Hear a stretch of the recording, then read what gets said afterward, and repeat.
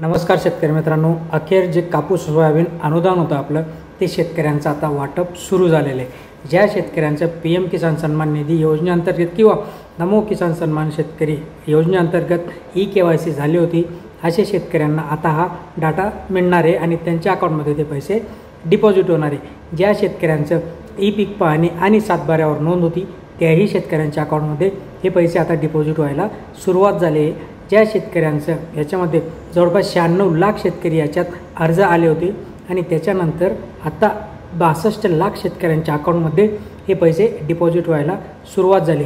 या संदर्भातील आपण वेळोवेळी अपडेट देखील घेतला आहे आणि आज फायनली तो दिवस आला जी की तारीख पे तारीख देत होतं शासन, त्या तारीखेचं आता फायनल रिझल्ट लागला आणि शेतकऱ्यांच्या अकाउंटमध्ये हे पैसे यायला सुरुवात झाली। सो आनंदाची बातमी मित्रांनो, ज्या काही शेतकऱ्यांचं KYC किंवा सातबाऱ्यावर नोंद राहिली असेल अशा शेतकऱ्यांनी लवकरात लवकर ती नोंद करून आपल्या अकाउंटमध्ये हे पैसे मिळवून घ्या।